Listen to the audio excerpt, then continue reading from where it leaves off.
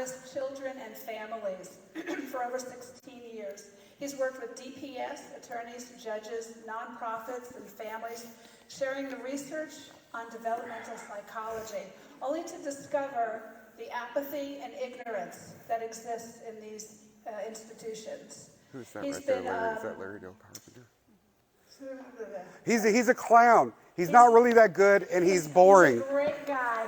Texas has utterly failed our children. I want to introduce tonight Brooks McKenzie. Dr. Brooks McKenzie. Yeah, Larry Brooks. Melon head, if you mean it somewhat in jest. Fat guy, I answer to that. I used to not look like this, so there was, I still think I look like I did when I was 24. So I'm not big on the intros. I'm cool with, I don't even care, because I'm going to say the same stuff, right? I'm just going to repeat it. I'm just going to be the same stuff. So my name is Brooks McKenzie. I have a PhD. Ooh, I'm a doctor, right? I usually only pull that out when I'm at Walmart and I need to return stuff without a receipt, because they're, ooh, doctor, I'm sorry. Yeah, 5 minutes ago you wouldn't have. I'm just an overeducated redneck. I'm not couth. I'm not politically correct. I live in Red River County, which is, if you know where Paris, Texas is, I'm 40 miles on the other side. I'm almost to Texarkana. We don't have a Walmart in our county, so this is dressed up for me. All right, so I'm just letting you know what you're getting.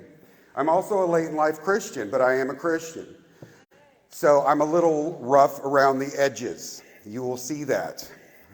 I will do everything I can to not be that rough, especially because we have some of our amazing young members in here. So I will not talk about certain things that I'll allude to. You'll know what I'm saying, okay? My PhD is in experimental and developmental psychology. What does that mean? Ooh, those are big words with lots of syllables. Experimental means I'm a researcher. I don't care how you feel. I'm not your therapist. We're not going to sit around and talk about how your wife treats you. I don't do that. I was a researcher. I was the assistant director of research at the TCU Institute of Child Development, now known as the Karen Purvis Institute of Child Development. It's a nationally renowned institute on child development. So developmental psychology, that's the second part. Developmental psychology covers the time from the egg is inseminated by the sperm to the day you die. So it's pretty much your whole life. How you develop mentally, physically, socially, emotionally, across the board, every single thing that there is. My specialty is a thing called attachment. Some people think that's something you do with glue. That's a different area. Attachment, to put it simply, if you've ever watched the Discovery Channel, and there's that guy and he does that like parasailing thing and all those ducks follow him around everywhere he goes, and he lands and they think it's mama, right? That's called imprinting in birds. In humans, that's called attachment. It is the most important, deepest, and longing-lasting relationship you will have with anyone other than Jesus Christ on the face of this earth. It has the most effect on how you develop across your lifespan, more so than nutrition, more so than being raised in a war zone, more so than smoking cigarettes and drinking alcohol. If you have a healthy attachment to your caregiver, your parents, you do better than children who don't and don't smoke and drink, but you do. So I can have a healthy attachment, smoke cigarettes my whole life and drink alcohol, and I physically will be healthier than children with a negative attachment or an unhealthy attachment. Ooh, how can that be? Because there's a thing called systemic inflammation, stress. We are made to be stressed for a short period of time, fight, flight, or freeze. Ooh, gorilla in the back of the room, fight it, hide, drop dead, whatever. And we're meant to stop. When children are not raised in safe, healthy households with that healthy attachment to a parent, it causes an internal anxiety that never goes away. And our brains get much, much better at doing what we do over and over and over again, whether it's shooting baskets, driving home from work, whatever it is, we get to where we don't have to think about it. It becomes a subconscious process. And if I don't have that healthy relationship with my parent, I'm always under stress. And my brain gets better at stress. And it reinforces it. And it reinforces it. And when I hit my late 40s and 50s and 60s, I am 6 times more likely to have an autoimmune disease. I'm much more likely to have problems with drugs, alcohol addiction.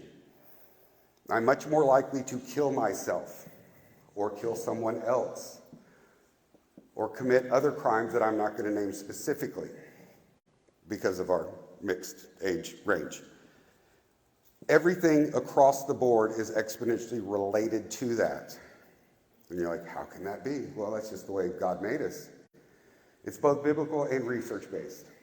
So I was a researcher long before I became a Christian. So I knew all the stuff about healthy parent-child relationships, healthy family structure from research. And if you know anything about universities, and I don't care if it has Christian in its name, they are liberal.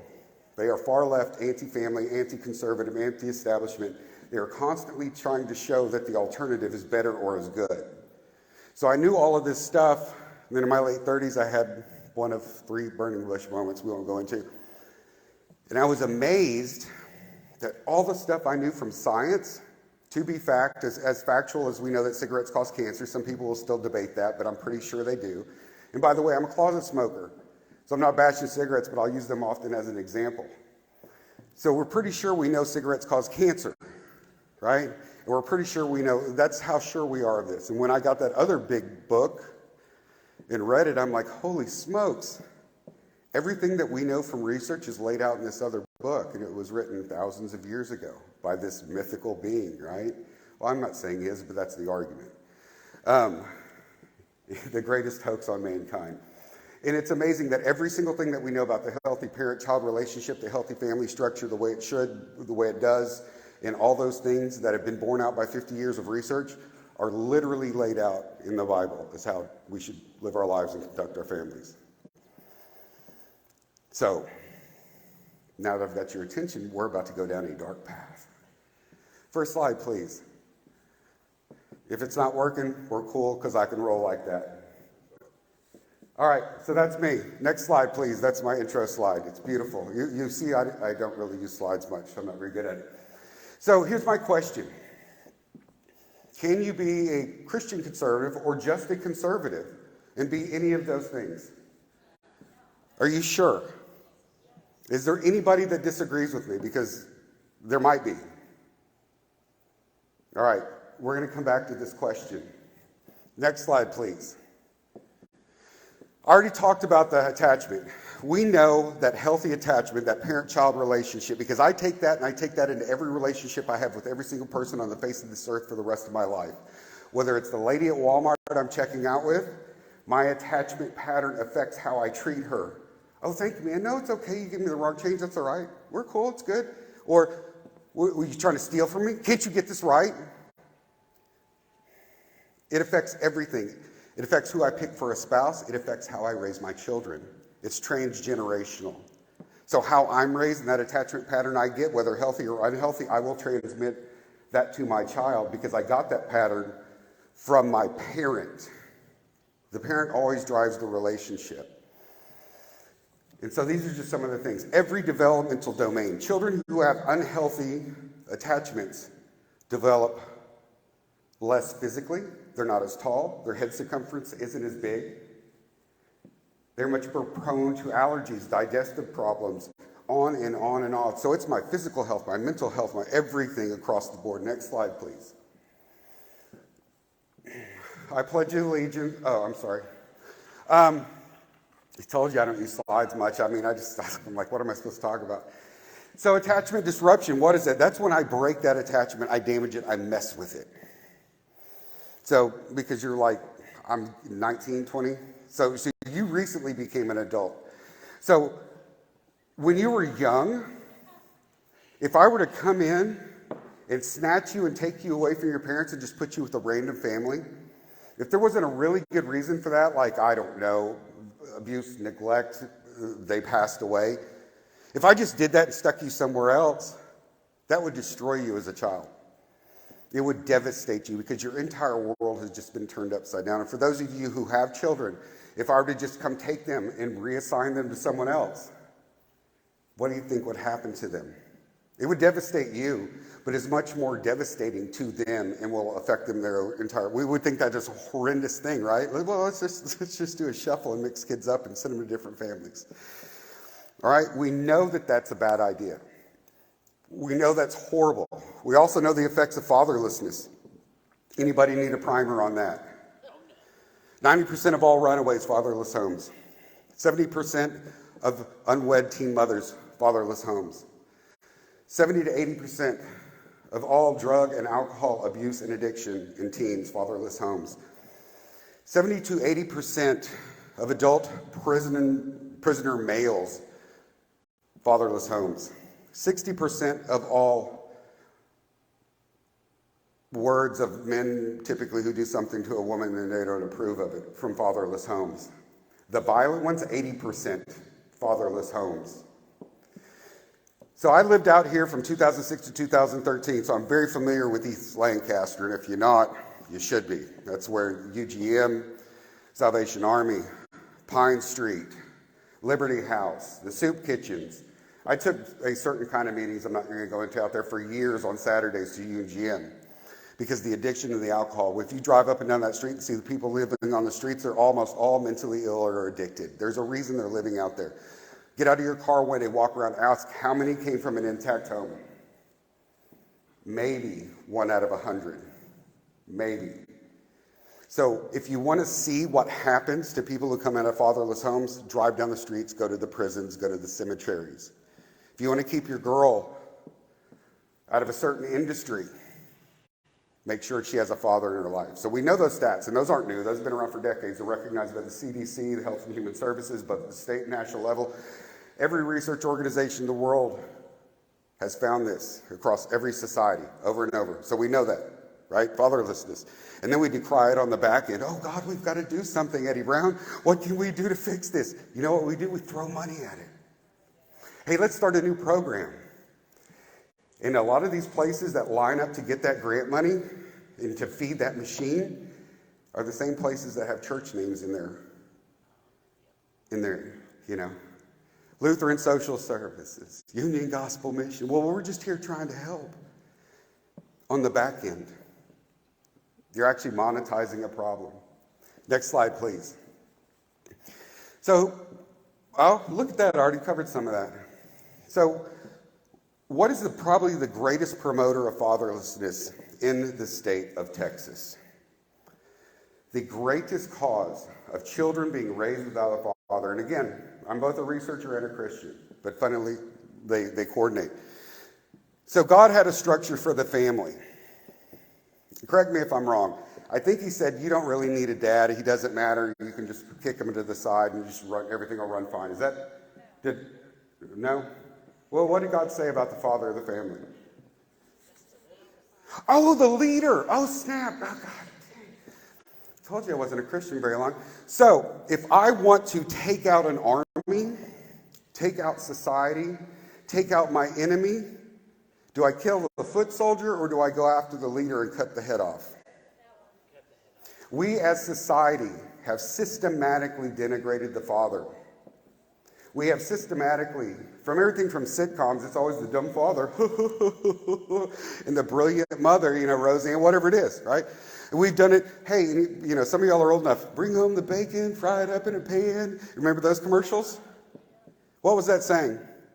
That was saying you don't need to stay home and take care of your family. You can do everything he can. And what do we hear every day? Women and men are the same. They are not. I cannot have babies.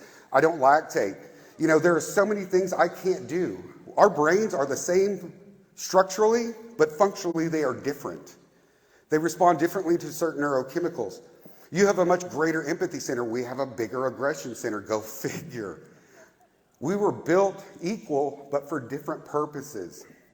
And we have systematically removed the father across the board. I mean, other than your odd Will Smith movie with his kid living in a subway, pretty much everything else, you don't need a dad. You don't need it. You hear it all day long. We've got this crazy, anyway. Next slide, please. But the greatest promoter, oh my gosh, look, there it is. The greatest promoter of fatherlessness in the state of Texas is our court system, is no-fault divorce, is our judges, our family law attorneys, our complicit shill rhino legislators, and every other person who has profited and made money off of this. Well, how? They're not making money. They're just doing their job. I'm about to go down a deep rabbit hole with y'all. So prior to 1970, back then Reagan was governor of California. He instituted no-fault divorce. He was sold this idea that if you do this, Oh my God, there's so many abused women, and they're all trapped in marriages, and we've got to give them a way out. So if we do no-fault divorce, they don't have to prove anything, and they can be free. And he's like, oh, well, I didn't know that. That's horrible. Let's get these women out of those horrible places. Lawyers were selling them this idea. But anyway, so they instituted no-fault divorce, and it swept the nation. Prior to 1971, the intact marriage rate, the two-parent household for the African American community was 74 to 76%. It is now inverted to 24%.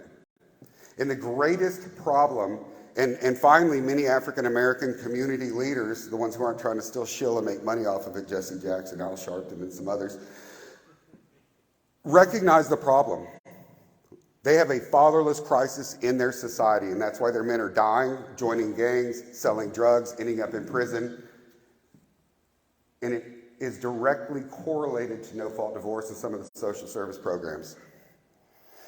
If you have a family who's homeless, and you're like, dude, we got East Lancaster with all those places down there, right? All the Union Gospels, all the these and that. Funding is almost always exclusively for mothers and children, and if there is a father there, you can't get into a homeless shelter. Although, back in 18, I think they started building a family shelter at Union Gospel Mission. But almost every other social service program is if my house burns down and we're homeless, the only way my family can get in is if I'm not with them. You're taking the leader out. All of our programs are designed that way. If there's a man, you will not get it. I'm not saying we should support everybody and their mother, but there are times when people need support. Why did we set up a system that removes the most important, from a leadership role, person from that family? All right, so we rolled out no-fault divorce, and it's not just the African American community anymore, it has swept our nation. So the estimated divorce rate, depending on whose research you look at, is about 54% for first-time marriages. It's over 70% for second-time marriages. They claim the divorce rate in Christian marriages is just as high as everybody else, but I also have a problem with research because sometimes it's just done sloppily, and how do you define Christian? I know many people who tell me that Jesus Christ wasn't an actual person. He was just a really good fairy tale and identify as Christians. And I'm kind of like, that's kind of like something you have to buy into. No, don't tell me what I need to believe. Oh, Jesus Christ, okay, yeah. So we have that thing. So a lot of research is just sloppy. But we know the divorce across the board. In the state of Texas, according to the statistics from the Office of the Attorney General, over 90% of the time, when someone files for a no-fault divorce and you go into court and we fight over who gets custody of the child, I believe it's 7.3% of the time it will be a man. 90+% of the time it will be the mother. And some people are like, oh, well, that makes sense because moms are the nurturers and those are the ones mothers love and all that stuff, right? We've heard all that garbage. It doesn't hold up to research. Research shows, and I'm not trying to bash women, I'm just being honest, I'm throwing it out here. When a child is preschool age, so say 5 and below, they do better with a mother because they're in a certain period of their life. After school age, after about the age of 5, children who are raised by a single father outperform children who are raised by a single mother across every single metric that there is. And recent research has shown that we know for a fact intact, biologically married, continuously married, two-parent households is the absolute best thing for a child outside of overt abuse and neglect. But if you must have a divorce, children who are raised by a single father are almost indistinguishable from children raised by a two-parent household. Almost. It is always better to have both parents. Next slide, please. So, our entire system, whether it's our welfare system, is meant to take the fathers out. Our court system is meant to take the fathers out. Our judges are intentionally taking the fathers out. Our Office of the Attorney General reaps benefits from taking the fathers out. Every single program out there is meant to treat the back-end symptoms, the prison rate, the addiction, the death, rather than ever addressing the underlying cause. So what evil, sick, twisted, perverted group of people besides the far, far left would think this is a good idea? And I'm about to talking about some people y'all probably know. and are friends with. And I know some of them are members of this group right here. I actually saw one of them today. I'll tell you about that in a minute. Let's see, the foundation has worked tirelessly to defeat proposals to end no-fault divorce, because that's what's best for kids, but it doesn't make us money if it ends, right? We don't want it to go away. To extend the waiting period for divorce, we killed that, because if you had people wait around 6 months before they could get divorced, you know what might happen? Oh my God, they might stay together. And I just lost out on about $200,000 between the two of y'all fighting over your kids, because how much would you fight for your kid? You're not going to fight for that 2014 Dodge Ram like you're going to fight for your 5-year-old. And I know I can milk every dime out of you and get you to sell every single thing that you have, and then go to your relatives and move in with your parents and take out loans and destroy yourself financially. And then when you're done, I'll say, well, we need to settle. Because I know you will do that for your child. So let's not have a waiting period, because you might actually get back together. Oh gosh, impose a presumption in favor of the unworkable 50-50 custody agreements. Oh my God, thank you so much for looking out for me, Texas Family Law Foundation. Because every bit of credible research out there shows that children who, after a divorce, are raised either by the father or have unfettered access to both parents, meaning, you know what? Can I pick on y'all for a little while? Are you okay? I won't be. So y'all are married, but y'all are apart, right? I'm the kid. I should be able to do this. You know what? And Larry says, it's my day. But Dad, can I stay over at Mom's because we were going to go do... No. And your answer should be, hey, that's cool, buddy. And then Mom should look at Larry and say, that's cool. You know, and if you want to get him a day... You know, oh my God, it's like freaking cooperation. I was going somewhere with that. I don't know what I was talking about. I get confused. So I'm getting older. And when they have that, when I have that, even though I don't have this together, which would be better for me, so please don't do this, that is the healthiest thing. But this group, this sick, twisted group, has fought tirelessly. Have you seen it? Tirelessly to prevent this from happening. And me as a child, what they've actually done is fought to damage me as much as effing possible. I told you I was late in life, sorry. For money. For money. Next slide, please. So this is the Texas Family Law Foundation. They are the lobbying arm of the State Bar of Texas when it comes to family law. And if you were aware, the State Bar of Texas is Ken Paxton's friend, right? They're trying to take his license. He called them a liberal bunch of They're in a feud. They are liberal. The State Bar of Texas is an extremely liberal group. They fund and support some of the most far-left ideologues in this state. They are as far left and anti-family as you can get. And this is their lobbying arm, who lives in Austin. A couple of them named the Bresnans. Hand the laws to our legislators when it comes to reforming our family courts. And when somebody brings something in and says, you know what, we should allow kids to see both parents. We should have a waiting period so that they might get back together. And oh my God, can you imagine how much stronger your marriage would be and how better your children would be? And they come in and say, no, not going to work. This is the lobbying arm of the State Bar of Texas. They fight tooth and nail to make sure that families get destroyed when they hit divorce court. Next slide, please. You can crank it up. Oh, basically everyone. Who here has handled a divorce and filed a protect order as part of it? Okay, still mostly everyone. Love that. Who here has handled a divorce with family violence and referred the protect order to my office? Don't do it. All right. I'm going to tell you why you shouldn't do that. Not only because it's more work for me, but as part of the protect order, as it seems like most of y'all have enough basis to know that the protect order carries criminal consequences. Accordingly, that makes it a pretty heavy tool in negotiating divorce. If it goes through my office, it's a lot harder to use it in negotiating a settlement for your divorce. So I would encourage you very strongly, if you have one of those cases, to do the protect order as part of your case. It gives you more leverage in negotiating settlement.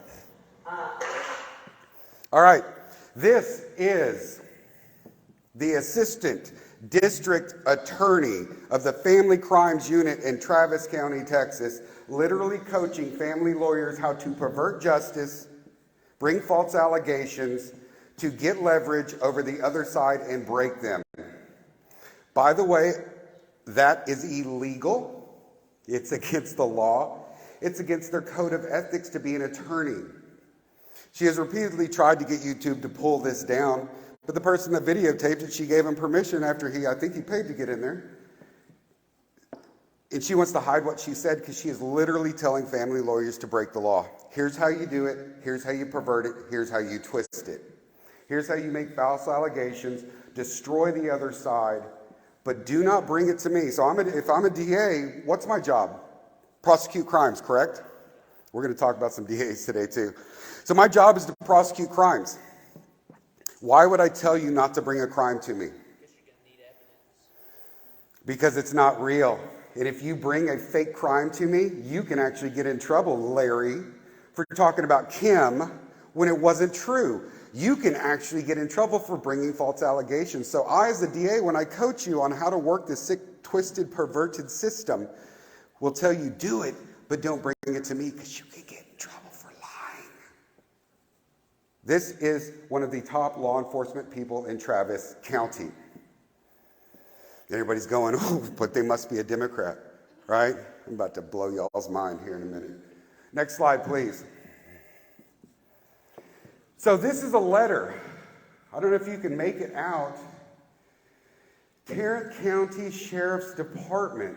God, but Brooks, my eyes are old. That is so big, I can't read that. And it is dated, oh my gosh, January 4th. This is literally, people send me stuff all the time that public officials probably wish to God they had never sent me.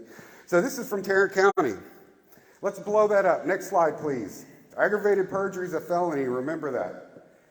On December 16th, blah, blah, blah, you stuff. Okay, I spoke to the highlighted part, Tarrant County DA's office regarding your issue, and they advised they would only accept or open investigation into your claim of perjury at the request of the presiding judge. This didn't occur, so we ain't going to do nothing. And actually, the man's complaint was not about perjury, which is a misdemeanor charge. It's about aggravated perjury, which is a felony. And by law, all law enforcement officials in the state of Texas must take a felony report. So this person took his report, called the DA's office and said, I've got like 7 felonies listed here, but they all revolve around family court actors and attorneys and judges. And the DA, your current, well, I don't know, let's see, who was in office on the state? Anyway, said, I'm not going to prosecute felonies. January 6th, 4th or 6th? Yeah. So December 16th was when it filed. He got this letter on January 6th, 4th. So anyway, the district attorney is saying, I will not prosecute your felony unless the judge who was in there okays me to do it. Oh, by the way, they're not a criminal court judge. They're a family court judge, and they have no jurisdiction over crimes. You see, there's something weird going on. I get confused really easy, so I'll sometimes just talk and then stop. Who can investigate election fraud in the state of Texas now that the Second Court of Criminal Appeals kicked Paston in the teeth and said he can't do it? It's only the district attorneys.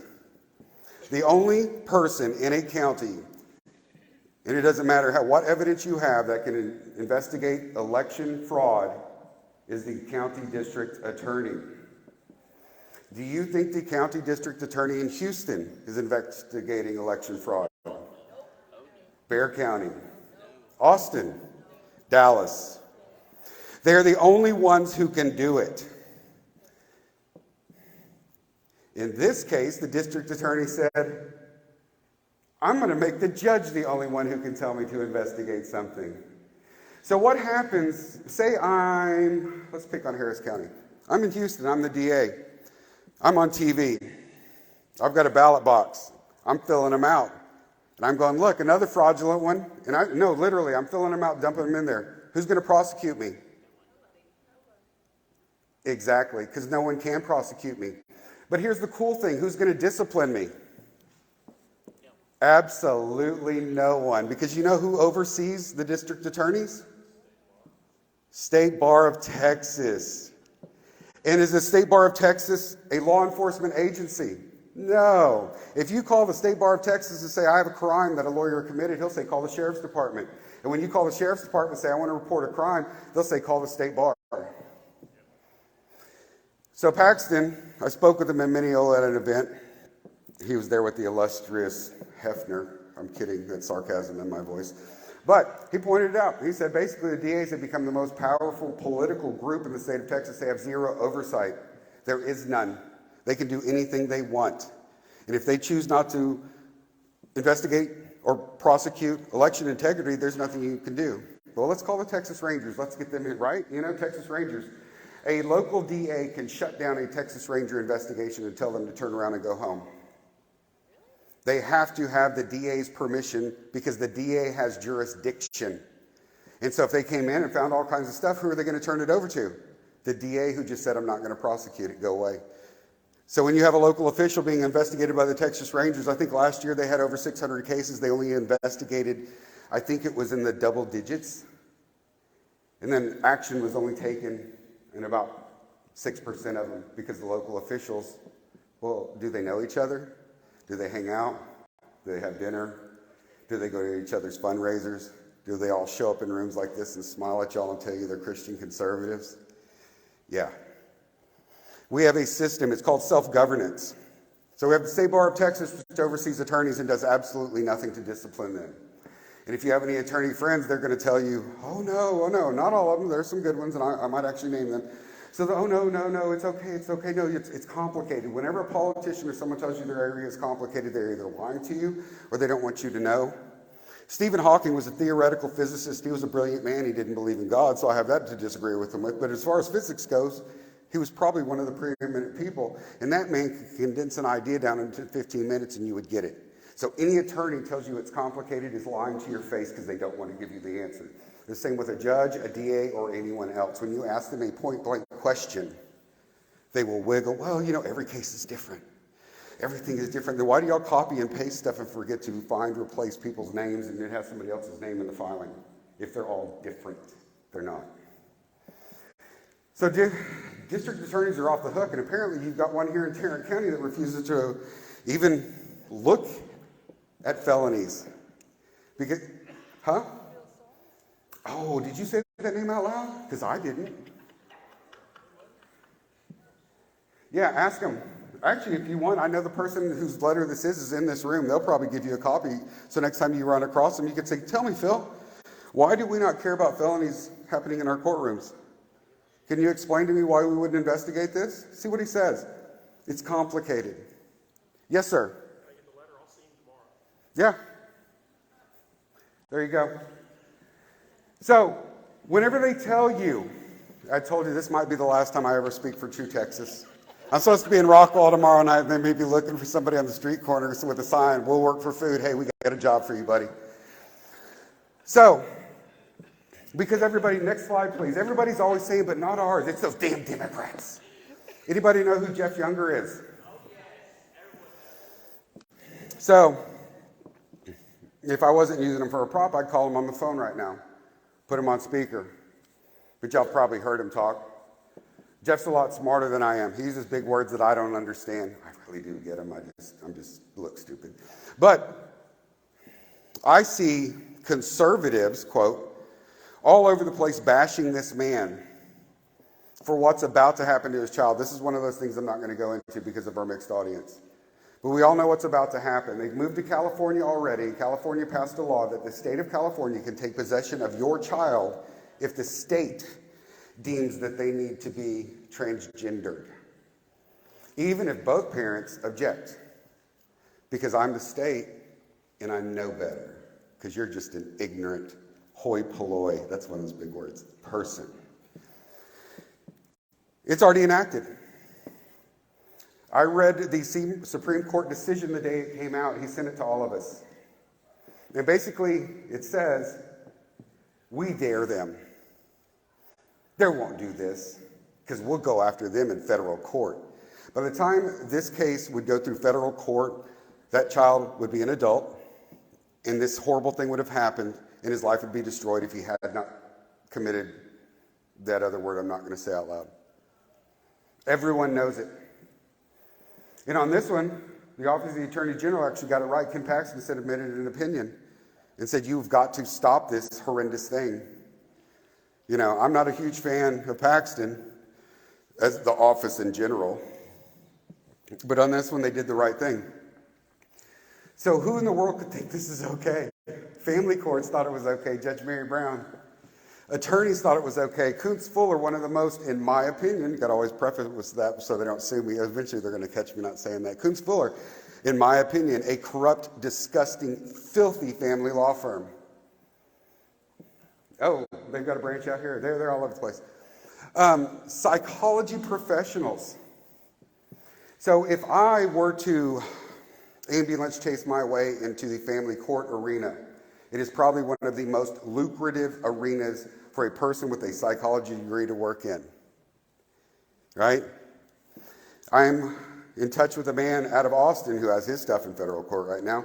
His psychology professional has charged him $60,000 so far to say that he's a psycho and he's crazy and he's all this other stuff, even though I reviewed all the psychological testing, which I know how to do, and not one of them said that. Not a single one said there was anything wrong with him.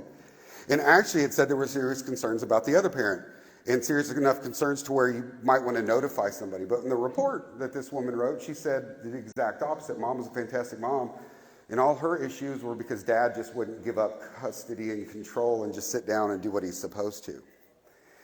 And so I researched this woman. She has a Twitter page. She has blogs where she's naked and covered in blue paint with crystals falling out of the air and doing this kind of, so you kind of know what kind of person, I'm just, if you do that, it's great, and I'm not just saying anything. And she has tweets that say, every married woman is an abused woman, whether they know it or not, and every husband is an abuser, whether they've been caught yet. She long blogs and tirades about how every woman in a marriage has been abused by a man, and that's actually what she put in this report. And yet she is the favored psychology professional for this court in Austin, and she has done dozens and dozens of these evals and basically said the same thing every time, which is not based on science research or anything else. That's unethical. It's illegal, right? Guess what? Psychology people who are licensed have also. They have what's called a BHEC, which is the state bar for psychologists. So it's the licensing board that if you have a complaint, that's who you complain to. And guess what they tell you when you make a complaint, just like you do to the bar? Guess what they tell you? Go ahead. They say, yeah, we don't see it. So in Jeff Younger's case, there are multiple clinical psychologists. I have a master's degree in clinical psychology, and I just like throwing out big words really fast. And that has to do with psychopathology, schizophrenia, borderline, bipolar, all those kind of things, right? Mental health issues. Most counselors have zero training in mental health issues. It's a completely different field. They don't know what they're talking about, and they know it, and the honest ones will admit it to you and say, we were just taught how to run billing and talk to people. We don't really know the ideology, which is another big word meaning cause of things. But they get hired. But they don't get hired to come in and objectively figure things out. Like if I want to know how much you weigh, because I'm guessing it's like 105.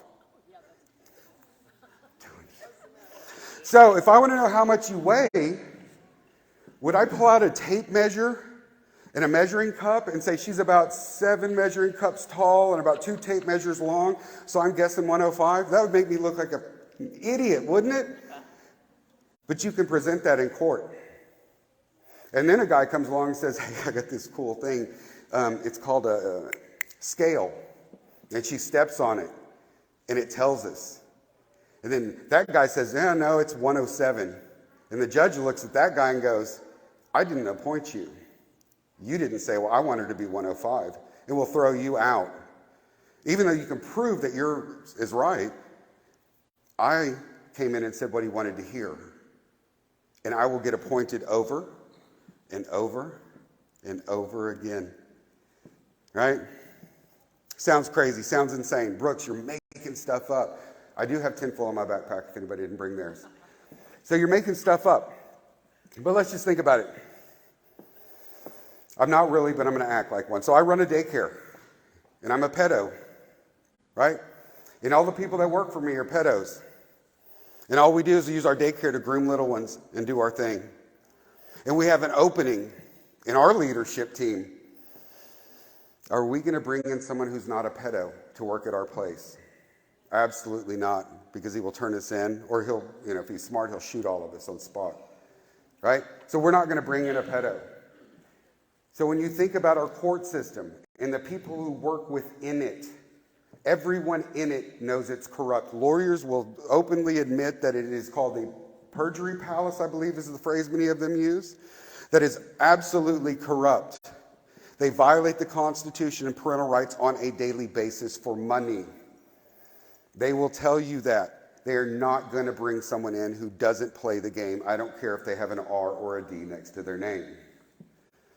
So who oversees and disciplines these people? We already talked about it. State Bar doesn't do anything to attorneys. BHEC does nothing to professionals who go in and talk about best interest of the child. And for judges, we have a thing called the State Commission on Judicial Conduct. Yes, that's my judge voice. Just look at me.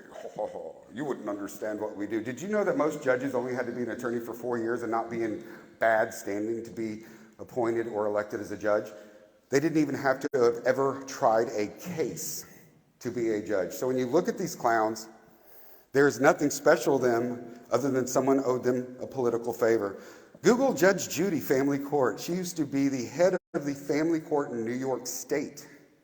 And she will talk about the political hacks, incompetence, and idiots that are rife throughout the system. But I owed you a political favor because you did all those fundraisers and all that stuff behind the scenes that got me money. But no offense, Sheila, you're an idiot, and I can't put you somewhere where people are going to watch, so I'm going to put you in family court because I owe you a favor. Competent, excelled professionals in their field do not become family court judges. It is the dumping ground for the morons who are owed political favors. Judge Judy Steinman's words, not mine. So, but not our judges. No one oversees them. State Commission on Judicial Conduct receives over 1,600 complaints a year. It is a part-time position for the people on the commission. They have a full-time staff. We pulled their records, their financial records.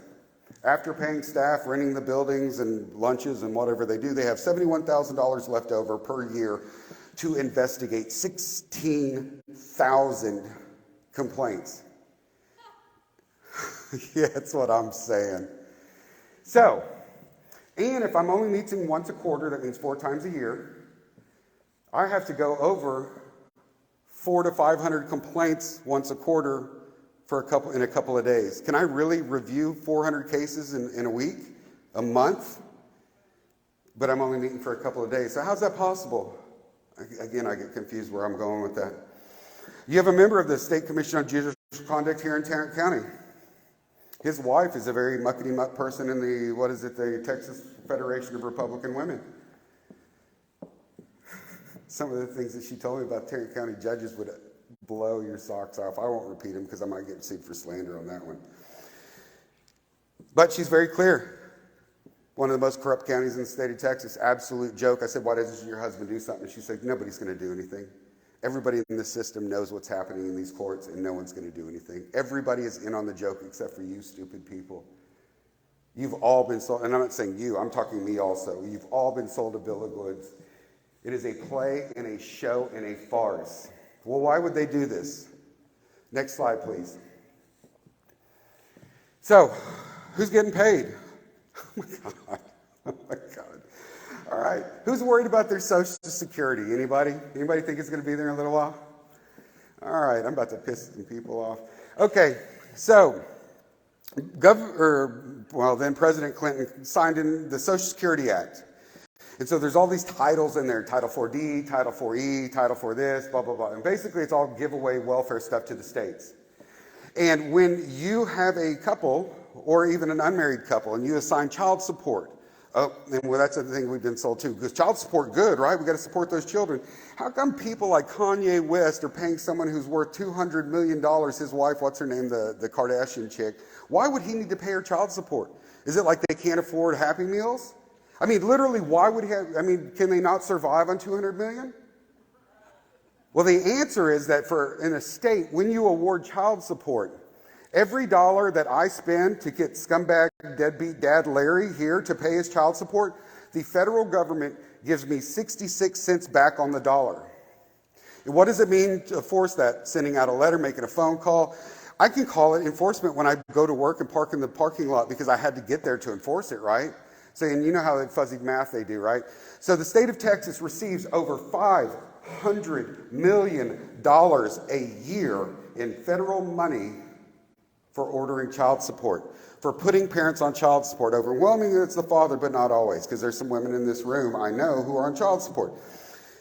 It's been shown that 84% of children whose parents are ordered to pay child support, it's not needed. They're about more than 2 times the poverty level. What you're doing is creating conflict, you're generating income for the state. The state of Texas is better at collecting these Title IV D as in dog monies than any other state in the nation. We collect twice as much as the state of California, which has 10 million more people, a higher divorce rate, and a higher single mother rate. Some argue that California is more liberal than us, but we have learned to monetize the destruction of children. And what do I mean by that? Because I can't put Larry on child support if I let them work out their problem and have equal access to their child. So I have to make Larry Jr. fatherlessness to justify child support. So I have to destroy Larry Jr.'s future to make my money as a state. And by the way, Title IV-D's money comes out of the Social Security Fund. Your Social Security money is going to pay the Office of the Attorney General money to destroy families. And the Office of the Attorney General is almost completely funded by this money. And then it takes what money it doesn't use and it says, hey, Judge Brooks in Tarrant County, thanks for destroying the family.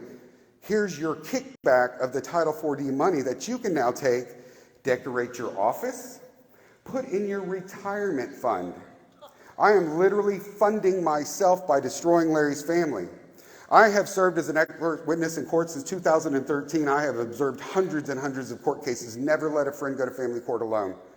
When you are sitting in that room, they will at least act like they're following the law because they will not follow it and they will violate the Constitution on a daily basis. And if that person is alone, they will get steamrolled and their own lawyer will tell them, oh, they didn't do anything wrong, because they're in on it too. Because tomorrow, the roles will be reversed and they don't want the other attorney calling them out. Everybody knows.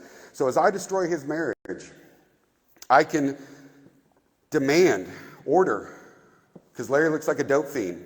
I want you to go to mental health counseling and drug treatment and co-parenting classes and anger management. Even though Larry's never beat anybody up, there's never evidence he's ever done anything. I will order all of that because there is a massive cottage industry, and actually one of them is right next door. Myers Counseling Center right here works with the courts. I know who that lady is. I've seen her in court, and I know what comes out of her mouth. There is a cottage industry, and if I latch into it, remember how much I could get paid if they would just let me do the child custody evals? Imagine when 80% of my business is given from the courts. I don't have to look for business, it comes to me. I've never once seen a judge say, you know what, Kim? You're right, Larry looks like a piece of trash, and I'm so sorry, but that's what you picked. And God said death do us part. So what I want y'all to do is go see your pastor or a counselor for 6 months. And if Clown Boy can't get his act together, come back. And if you still want to go through with this, then we can discuss it. Not once have I ever seen that, and they have the absolute ability to do it. Not once have I ever seen them try to save a family, because they're there for the best interest of a child, but the best interest of a child is a... I confuse myself. Anyway, so in the best interest of the child, I'm going to do everything I can to destroy it because it makes me money and it pays my salary, my retirement fund, puts my kid through law school because he's going to take over my family law firm. So next slide, please. So yeah, in the state of Texas, it's estimated family court attorneys make more as a single group than every other attorney combined. Every other attorney in the state of Texas put into one group doesn't make as much as family law attorneys. Anyway, our law literally states, if you read the very bottom, the red on the bottom, it is ordered that the presiding judge maximize the amount of federal funds available under Title IV-D. Our legislator enacted legislation to demand they destroy families for money. That is literally what that says. They are ordered to maximize it, and the only way for me to maximize it between these two is to remove him. Less than 10% of the time you, 90% of the time you are gone, and we have a fatherless child, and we wonder why we have shootings in our schools and they want to take our guns. And we wonder why they want to expand mental health care in our schools when we send them broken children. We wonder why we have porn in schools. When I was a kid, the liberals would have beat the people to death with a bat. They would have been offended. But we have normalized sin to an extent that it is unbelievable. And we sit back and go, how did we get there? How did we get there? These broken-ass children from the 70s are sitting on school boards. They are your district attorneys. They are your family court judges. They are your legislators. And Collin and Tarrant County love to go, oh, look how red we are. We're some of the reddest. We're the biggest red now. We're better red. Da, da, da. You have some of the most shill rhino House reps in the Capitol. You have some of the weakest establishment reps in Austin. I don't care how red you are. Your red is not even a purple, and I'm not blaming you people, but these people in this courthouse, these people in these DA offices, I'll call them out. See, I don't call out the left. I don't call out the vile Democrats because they're open. I hate your kid. I want to castrate him. I hate your kid. I want them to be a drag queen. I hate your kid. I want them on psych meds the rest of their life. I hate your kid. They're open. They don't hide it. Your Republicans who profit off this immensely. Oh, I'm a Christian conservative. Oh my God, let's get down here and pray. Let's talk about family and God and da-da-da-da-da. And some of them are members in this group because I've been here when they've been here and they saw me and they turned around and left. They know exactly who I am. Next slide, please. This is just a graphic showing that we take more money in these Title IV federal Social Security monies, twice as much as any other state in the nation. We have maximized the destruction of your children. So if you don't care about children, maybe you care about Social Security. Next slide, please. We already talked about Jeff and James. Absolute travesty. Did any of your legislators from up here jump on a bus, sign a petition, and hand deliver it to anybody? Did any of your family court judges stand up and talk about what an abomination this is? Why not? They're Christian conservatives. As far as I know, I'm a simple man, I'm stupid. But I was taught it was God, my family, then everything else, which includes my job and everything else. That if I honor God, the rest will fall in line. Now, I'm never to put anything above that relationship with God. So none of your family court judges signed a thing opposing it? How many of them have gone down and testified for family court reform? Man, I'm just confused. Next slide, please. All right, here's my girl. This is my girl. If you'll just hit play on this, we'll talk about it. And I know we're running up on time. Can I do that?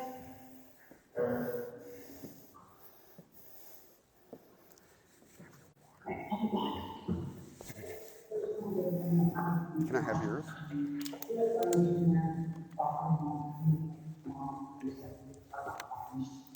Yeah, there shouldn't be, you don't communicate through your children.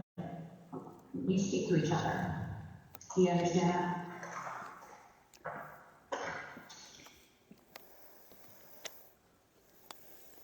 But they want to do. They should never be put in the middle. This is y'all's mess. It's not her mess. Children should never be put in the middle. Don't put your kids in the middle. Don't use them to communicate. Sounds good, right? Give it a second. It's what you guys make me.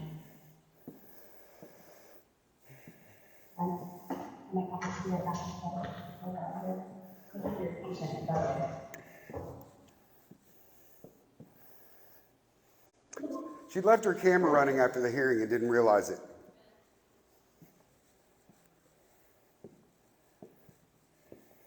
You bitch! I should have a cake today.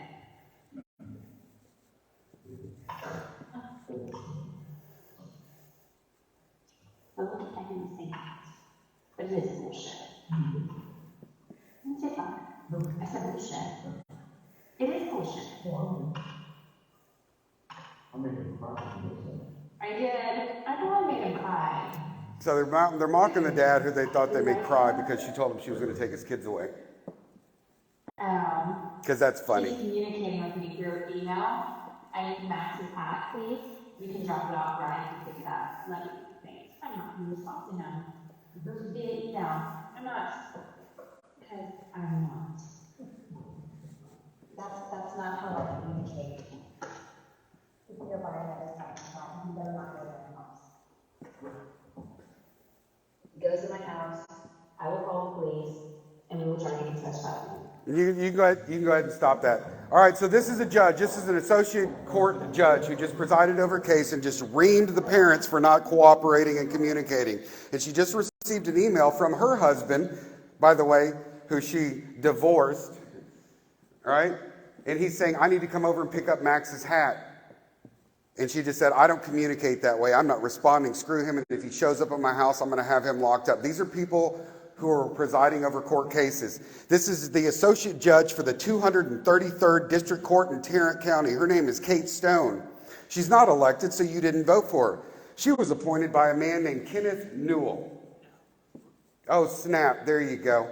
Kenneth Newell has been given numerous, she has denigrated parents in the courtroom. She has openly admitted to violating their civil rights, said, what are you going to do about it? She has mocked them, she has made them cry, and she has laughed in their faces and called them everything under the name of the sun.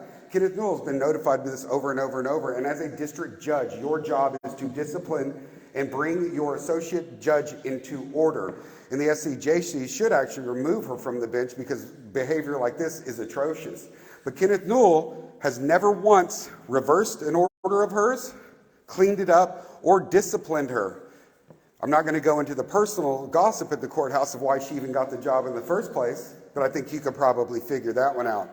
But Kenneth Newell has repeatedly, and I was actually at the courthouse today, I showed up here at 1:30 today to watch a recusal hearing of Kenneth Newell by a person in his courtroom. And I watched him sit in there and allow two attorneys to steamroll this woman who can't afford an attorney, insult her, mock her, and violate the Texas Family Code, all while reading out it saying he's following it, and then lied to her about what the law said. I just look like an ignorant redneck. I actually got dressed up when I came here. You have a judge out here, Palos, who claims to be a conservative Republican, who is directly responsible for the death of a young child. The parent came up and said, they're going to kill my child if you don't see something. Here's the evidence. She refused to look. The child was dead. The parent came back to court and said, I'd like you to apologize. She wouldn't even look at him. This happens on a daily basis in the Tarrant County family courts, Collin County, all across our state, because the system is not broken. It is not a broken system. It is working exactly as it was designed to and intended to by the people within the system. It maximizes the monetary benefit for every single person associated with it, and it does everything it can to destroy your children. That is the purpose of it. We live in a red state, but we are not conservative, and we do not put our children above anything. We couldn't end gender modification last session if you had paid everybody, because they're getting more money from the other side. And so when you talk to your judges, your DAs, and all these people, ask them the questions. When are you going to go lobby for change? They'll say it's inappropriate. But Judge Judith Wells showed up last session down there to lobby against family court reform. So they can lobby for you, but they'll tell you they can't. And when you say, why are you destroying our children? And they look at you with pity in their eyes, baby, it's complicated. What that means is you're an idiot. I'm not going to tell you what we do. And it doesn't really matter because you're going to vote for me again. And I'm told I need to shut up and quit. Anybody have any questions? Oh, that's just kind of a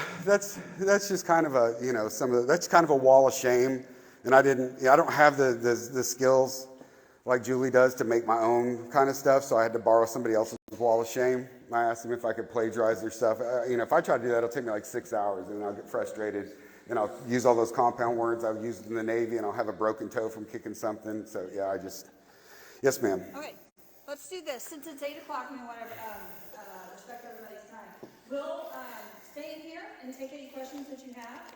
I'm going to go ahead and release y'all so that you can go home or whatever. But you're welcome to stay here. Ask them any questions. Enjoy hanging out in the lobby, whatever you like to do. So let's go ahead and give Dr. Brooks a round of applause. We're so thankful you're here. Thank you for all the information. It's like a little ray of sunshine. Yeah. And I just want to thank you all for coming tonight. And again, bring your friends, and we'd love to see you next month in February. All right. Thank you all.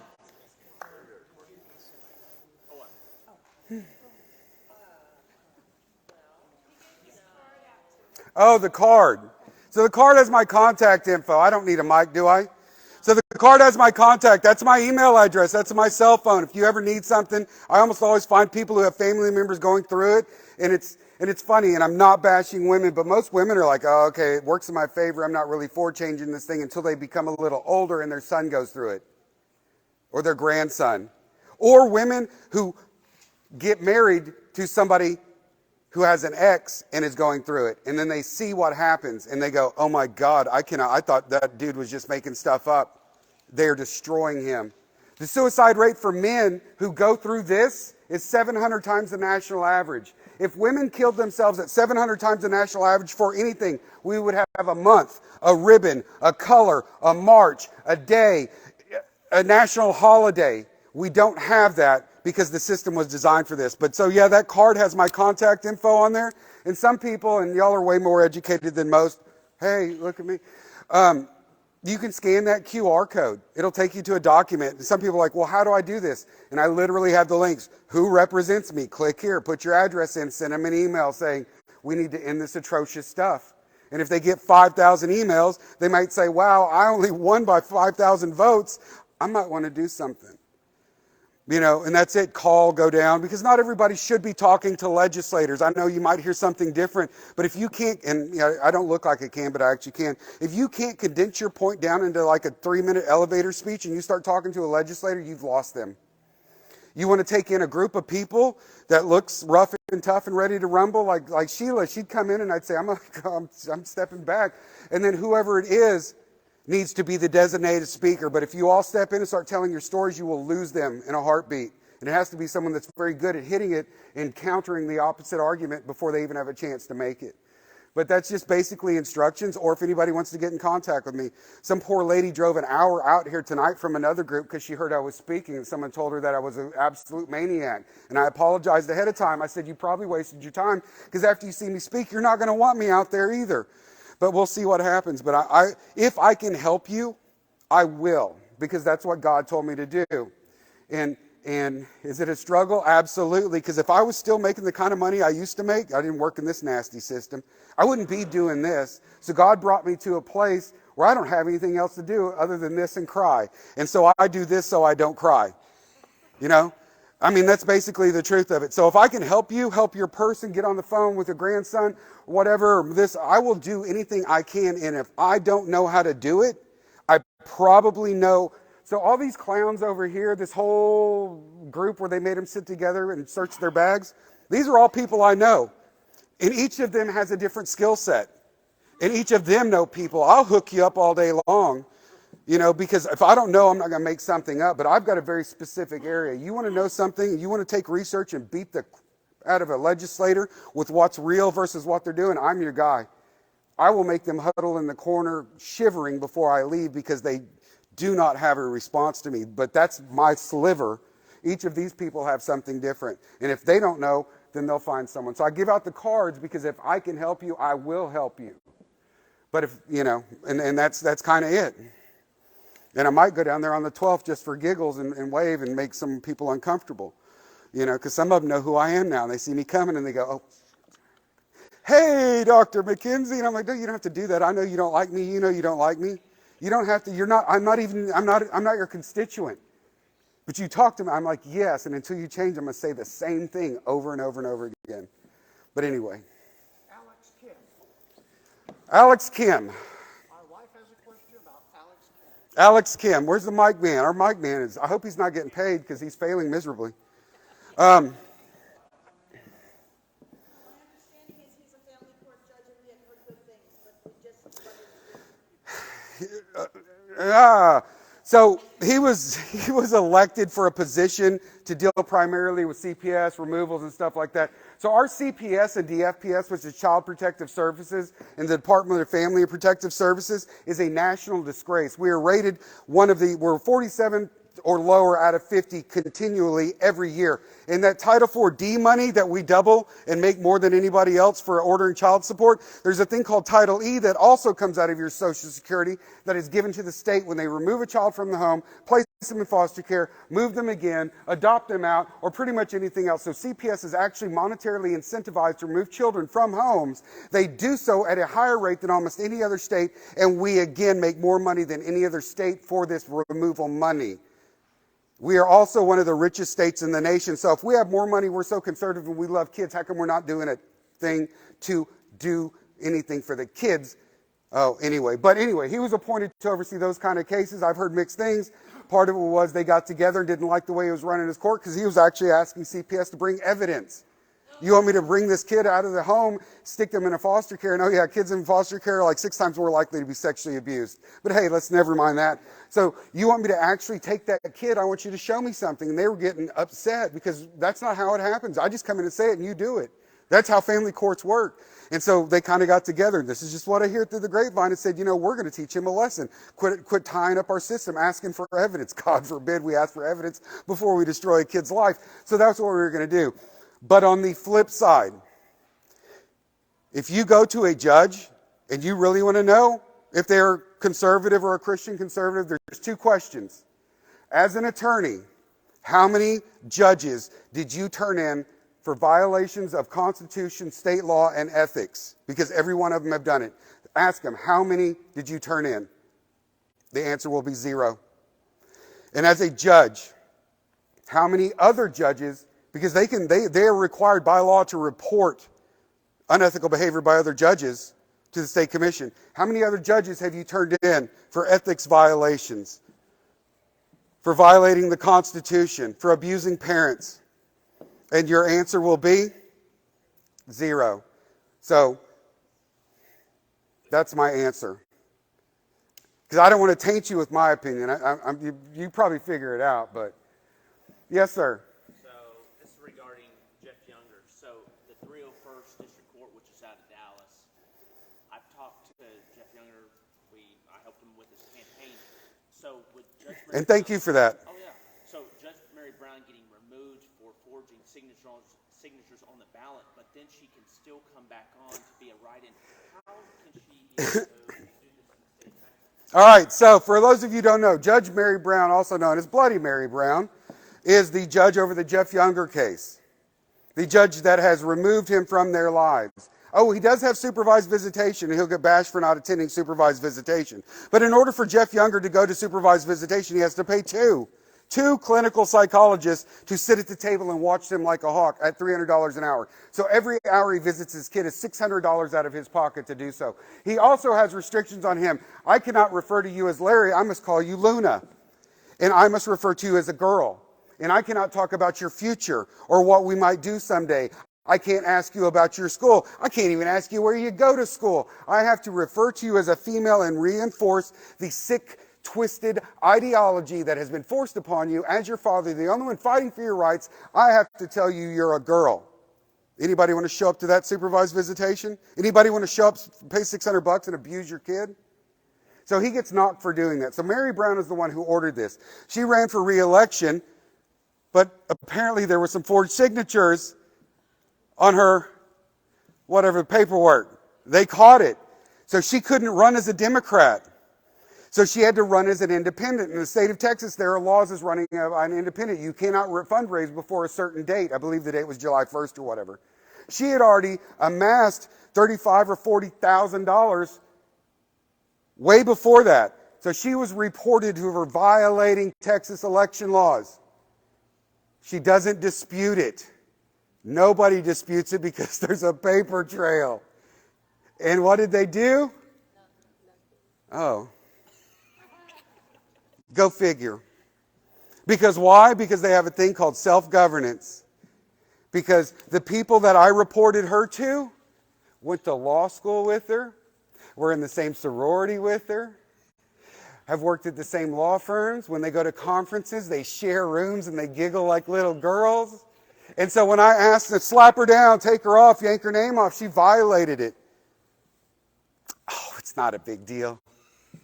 But let you do that, you're gone. These charges that this man has that are felonies that the DA won't prosecute because the judge doesn't want him to, if you and I did that on the street, we would be in jail. If you and I did what Judge Mary Brown and these attorneys argued for in Jeff Younger's case, if I walk up to a child and tell them that they are trans and that they should have something cut off and they should do this and that and this and that and this and that, I will be arrested. I will be a registered offender and I will go to prison. But when the legal system does it, best interest of child, baby.